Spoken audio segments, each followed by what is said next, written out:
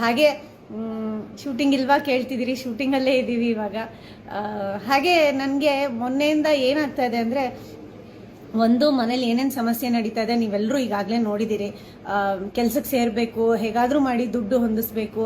ದುಡ್ಡು ಎಷ್ಟರ ಮಟ್ಟಿಗೆ ಹೊಂದಿಸ್ಬೇಕು ಅಂದರೆ ಶ್ರೇಷ್ಠ ಅವ್ರಿಗೂ ದುಡ್ಡು ತೀರಿಸ್ಬೇಕು. ಆಮೇಲೆ ನನ್ನ ಗಂಡನೂ ಹೇಳಿದ್ದಾರೆ EMI ಅಲ್ಲಿ ಅರ್ಧ ದುಡ್ಡು ನೀನೇ ಕೊಡಬೇಕು ಅಂತ. ಎಲ್ಲದನ್ನು ಧೈರ್ಯವಾಗಿ ಒಪ್ಕೊಂಡು ಒಂದು ಹೆಜ್ಜೆ ಮುಂದೆ ಇಟ್ಟಿದ್ದೀನಿ. ಆದರೆ ಯಾವ ಥರ ಕಷ್ಟ ಬರುತ್ತೆ, ಯಾವ ಥರ ಅದನ್ನು ಎದುರಿಸ್ತೀನಿ ಅಂತ ನಿಜವಾಗ್ಲೂ ನನಗೆ ಗೊತ್ತಿಲ್ಲ. 2-3 ಕಡೆ ಹೋಟ್ಲಿಗೆ ಕೆಲಸಕ್ಕೆ ಸೇರೋಕ್ಕೆ ಅಂತ ಹೋದೆ, ಆಗಲಿಲ್ಲ. ಆದರೆ ಈಗ ನಿಮ್ಗೆಲ್ಲರೂ ಗೊತ್ತಿರೋ ಹಾಗೆ ನನಗೀಗ ಹೋಟ್ಲಲ್ಲಿ ಕೆಲಸ ಸಿಕ್ಕಿದೆ. ಆ ಕೆಲಸನ ತುಂಬ ಧೈರ್ಯದಿಂದ ನಾನು ನಿಭಾಯಿಸಬೇಕು ಅಂತ ಅಂದ್ಕೊಂಡಿದ್ದೀನಿ. ನಿಮ್ಮೆಲ್ಲರ ಸಹಕಾರ ಇದೆ ಅಂತ ಅನ್ಕೋತೀನಿ. ಯಾಕಂದರೆ ಕೆಲಸ ಸಿಕ್ಕಿಬಿಟ್ಟಿದೆ, ಆದರೆ ಅಲ್ಲಿ ಏನು ಮಾಡಬೇಕು, ಹೇಗೆ ಮಾಡಬೇಕು, ನೀವೇ ನೋಡಿದ್ರಿ ಮೊನ್ನೆ ಎಲ್ಲರೂ ಬರೀ ಇಂಗ್ಲೀಷಲ್ಲೇ ಮಾತಾಡ್ತಾ ಇದ್ರು. ನನ್ನ ಇಂಗ್ಲೀಷು ಚೆನ್ನಾಗಿಲ್ಲ, ಯಾಕಂದರೆ ನಾನು ಕನ್ನಡ ಮೀಡಿಯಮಲ್ಲಿ ಓದಿದ್ದು.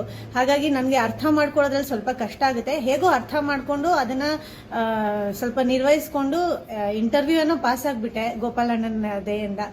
ಈಗ ಮುಂದೆ ಏನು ಮಾಡೋದು ಅಂತ ಸ್ವಲ್ಪ ಭಯ. ಯಾಕಂದರೆ ಮನೇಲಿ ನಿಮ್ಗೆ ಗೊತ್ತಿರೋ ಹಾಗೆ ಅತ್ತೆಗೆ ಗೊತ್ತಿಲ್ಲ ನನ್ನ ಕೆಲಸಕ್ಕೆ ಸೇರಿರೋ ವಿಷಯ. ಅತ್ತೆಗೆ ದಿನ ದೇವ್ರಿಗೂ ಬೇಜಾರಾಗುತ್ತೆ.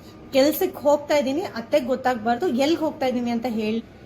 ಎಲ್ಲರಿಗೂ ನಮಸ್ಕಾರ. ಎಲ್ಲರೂ ನನಗೆ ಕೆಲಸ ಸಿಗಲಿ ಅಂತ ಪ್ರೇ ಮಾಡಿದ್ದೀರಿ. ಹಾಗೆ ನಾನು SSLC ಎಕ್ಸಾಮಲ್ಲಿ ಪಾಸ್ ಆಗಲಿ ಅಂತ ಪ್ರೇ ಮಾಡಿದ್ದೀರಿ. Thank you. ಹಾಯ್ ಅಕ್ಕಮ್ಮ ಅಂತ ಹೇಳಿದ್ದೀರಿ. ಸ್ವಾತಿ ಅವರೇ ಹಾಯ್. ಏನಾದರೂ ಐಡಿಯಾಸ್ ಇದ್ರೆ ಕೊಡಿಪ್ಪ, ಕಷ್ಟ ಆಗ್ತಾ ಇದೆ. ದಿನಾಗ್ಲೂ ದೇವಸ್ಥಾನ ಅಂತಂದರೆ ಅತ್ತೆಗೂ ಗೊತ್ತಾಗ್ಬಿಡುತ್ತಲ್ವ. ನಮ್ಮ ಅತ್ತೆ ತುಂಬ ಹುಷಾರು ಮೊದಲೇನೆ, ಆಮೇಲೆ ಕೋಪ ಮಾಡ್ಕೊಂಬಿಟ್ರೆ ಕಷ್ಟ ಕೆಲ್ಸಕ್ಕೆ ಸೇರಿದ್ಯಾ ಅಂತ. ಎಲ್ಲರಿಗೂ ಹಾಯ್. ಇನ್ವಿಟೇಷನ್ ಕಾರ್ಡ್ ಅಂದರೆ ಇನ್ವಿಟೇಷನ್ ಕಾರ್ಡ್ ಏನು?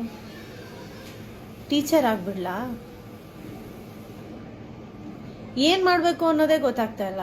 ಜೀವನದಲ್ಲಿ ಎಲ್ಲ ಸರಿ ಹೋಯ್ತು ಅನ್ನೋಷ್ಟರಲ್ಲಿ ಇನ್ನೇನೋ ಕಷ್ಟ ಬರುತ್ತೆ ನನಗೆ. ಭಾಗ್ಯಲಕ್ಷ್ಮಿ ಸೀರಿಯಲ್ ತುಂಬ ಚೆನ್ನಾಗಿ ಬರ್ತಿದೆ. ಈಗ ಹೊಸ ಕೆಲಸಕ್ಕೆ ಬೇರೆ ಸೇರಿರುವಂಥ ನಿಮ್ಮೆಲ್ಲರ ಪ್ರೀತಿಯ ಭಾಗ್ಯ ಸಾಕಷ್ಟು ಕಷ್ಟಗಳನ್ನು ಮನೇಲಿ ಅನುಭವಿಸ್ತಾ ಇದ್ದಾರೆ. ಪಾಪ ಅತ್ತೆಗೆ ಗೊತ್ತಿಲ್ಲ ಒಂದು ವಿಚಾರ ಏನಾಗಿದೆ ಅಂತ. ಅವರು ಸುಮ್ಮನೆ ಸುಳ್ಳು ಹೇಳಿ ಹೊರಗಡೆ ಬರ್ತಾರೆ, ಆದರೆ ಕೆಲಸಕ್ಕೆ ಹೋಗ್ತಿದ್ದಾರೆ. ದೇವಸ್ಥಾನ ಅಂತ ನಿತ್ಯ ಸುಳ್ಳು ಹೇಳ್ತಿದ್ದಾರೆ. ಯಾಕೆಂದರೆ ಕೆಲಸಕ್ಕೆ ಹೋಗುವುದು ಅನಿವಾರ್ಯ ಆಗಿರುತ್ತೆ. ಯಾಕೆಂದರೆ ಶ್ರೇಷ್ಠ ಹತ್ರ ದುಡ್ಡಿಸ್ಕೊಂಡಿರ್ತಾರೆ, ಮನೆಗೆ ದುಡ್ಡನ್ನು ಕೊಡಬೇಕು, ಜೊತೆಗೆ EMI ಆಗಿರ್ಬೋದು, ಆ ರೀತಿಯ ಒಂದು ವಿಚಾರ. ತಾಂಡವ್ಗೂ ಕೂಡ ಸ್ವಲ್ಪ ರೀತಿ ಹೆಲ್ಪ್ ಮಾಡಬೇಕು. ಆ ಒಂದು ವಿಚಾರ ಬಗ್ಗೆ ಕೆಲಸಕ್ಕೆ ಸೇರಿರ್ತಾರೆ. ಒಂದು ಭಾಳಷ್ಟು ರೀತಿಯಲ್ಲಿ ಕಷ್ಟವನ್ನು ಅನುಭವಿಸ್ತಾ ಇದ್ದಾರೆ.